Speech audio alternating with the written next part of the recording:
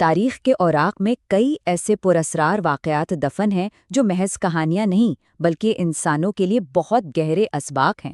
آج کا یہ تاریخی خاکہ الہی قانون، نیتوں کے ہیر پھیر اور تکبر کے انجام کے گرد گھومتا ہے۔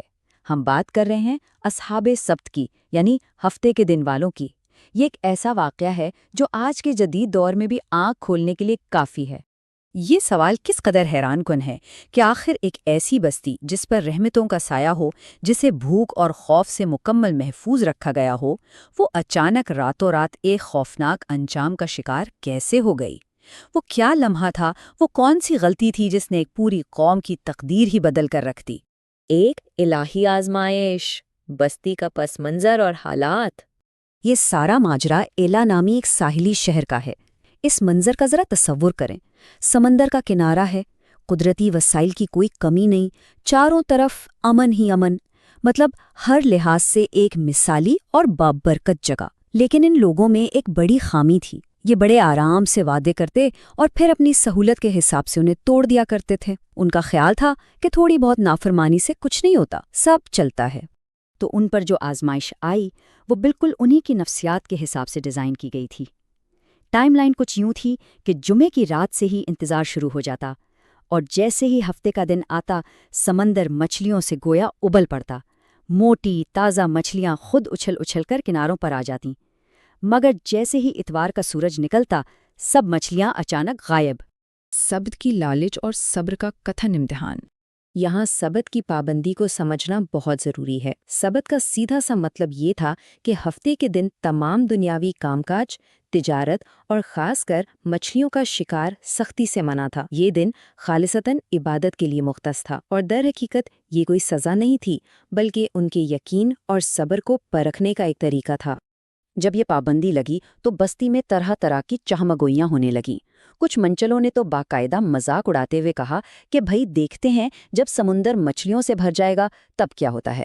اور سچ تو یہ ہے کہ جب ہفتے کے دن مچھلیاں کناروں تک آ کر گویا خود دعوت دینے لگیں تو ان کا لالچ عروج پر پہنچ گیا۔ اب ظاہر ہے باقی دنوں میں جب شکار نہیں ملتا تھا تو معاشی دباؤ بڑھنے لگا، گھروں میں روز کی لڑائیاں اور جھگڑے شروع ہو گئے۔ اسی ٹینشن اور لالچ کے بیچ انہیں یہ خیال ستانے لگا کہ مچھلیاں تو صرف ہفتے کو آتی ہیں اور ہم انہیں پکڑ نہیں سکتے۔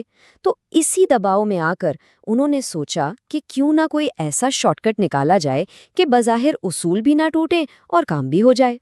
ایک ہوشیاری پر مبنی دھوکہ، یعنی ہیلا سازی۔ اب ذرا ان کی ترکیب پر غور کریں۔ انہوں نے جمعے کے دن سمندر کے کنارے خندقیں اور نالیاں کھودنا شروع کر دیں۔ ہفتے کے دن جب مچھلیوں کا طوفان آتا تو وہ پانی کے بہاؤ کے ساتھ ان خندقوں میں پھنس جاتی۔ یہ لوگ ہفتے کے دن مچھلیوں کو ہاتھ بھی نہیں لگاتے تھے، اور پھر اتوار کی صبح وہ بڑے آرام سے جا کر پھنسی ہوئی مچھلیاں نکال لاتے۔ ان کے نوجوان تو اسمارٹ حرکت پر بڑے خوش تھے۔ وہ سینہ چوڑا کر کے کہتے تھے کہ ہم نے اصول کہاں توڑا، ہم نے تو ہفتے کو شکار کیا ہی نہیں، ہم نے تو بس ایک درمیانی راستہ نکالا ہے۔ یہ دراصل انسانی تاریخ کی اس کھوکھلی ذہانت کا المیہ ہے جب انسان یہ سمجھ بیٹھتا ہے کہ وہ ہیلے بہانوں سے اپنے پیدا کرنے والے کو بھی دھوکہ دے سکتا ہے۔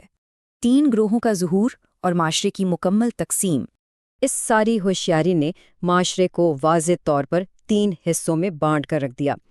پہلا گروہ انہی گناہگاروں کا تھا جو یہ ہیلے بہانے کر کے مچھلیوں کی دعوتیں اڑا رہے تھے۔ دوسرا گروہ ان نیک لوگوں کا تھا جو مسلسل انہیں خبردار کر رہے تھے کہ یہ کھلی نافرمانی ہے۔ اور تیسرا گروہ ان خاموش تماشائیوں کا تھا جو خود تو گناہ نہیں کر رہے تھے مگر انہوں نے برائی کو روکنا بھی چھوڑ دیا تھا، بس خاموشی سے دیکھ رہے تھے۔ ان خاموش تماشائیوں نے نیک لوگوں سے ایک بڑا عجیب سوال کیا۔ کہنے لگے کہ اس قوم کو کیوں نصیحت کرتے ہو جس سے اللہ ویسے ہی تباہ کرنے والا ہے؟ ان پر اپنا وقت کیوں ضائع کرتے ہو؟ لیکن ان نیک لوگوں کا جواب بڑا واضح اور زبردست تھا کہ ہم یہ سب اس لیے کر رہے ہیں تاکہ اپنے رب کے سامنے سرخرو ہو سکیں کہ ہم نے تو اپنا فرض نبھایا تھا۔ عذاب کی رات، ایک بہت ہی خوفناک انجام۔ اب ذرا اس رات کے منظر پر غور کریں۔ شہر کی گلیوں میں ایک گہری خاموشی چھائی تھی۔ گناہگار پیٹ بھر کے مچھلیاں کھا چکے تھے اور بڑی بے فکری سے سو رہے تھے۔ انہیں اپنی چالاکی پر اتنا غرور تھا کہ انہیں لگ رہا تھا وہ بالکل محفوظ ہیں۔ انہیں رتی برابر بھی اندازہ نہیں تھا کہ یہ ان کی انسانیت کی آخری رات ہے۔ رات کی اس خاموشی اور تاریکی میں ایک انتہائی خوفناک اور پراسرار تبدیلی آئی۔ آسمان سے کوئی بجلی نہیں گری، کوئی زلزلہ نہیں آیا، لیکن بستروں پر سوتے ہوئے ان انسانوں کے جسم بگڑنے لگے۔ جو لوگ بستی میں خود کو سب سے زیادہ عقل مند سمجھتے تھے، قدرت نے انہیں بندر بنا دیا۔ جسم جانوروں والے ہو گئے، بس کپڑے انسانوں والے ہی رہے۔ اگلی صبح کا منظر تو دل دہلا دینے والا تھا۔ نیک لوگوں نے جب دیواروں سے جھانک کر دیکھا تو وہاں انسانوں کی بجائے انسانی کپڑوں میں ملبوس صرف بندر اچھل کود کر رہے تھے، اور سب سے بڑی اذیت یہ تھی کہ وہ بندر اپنے رشتہ داروں کو پہچانتے تھے۔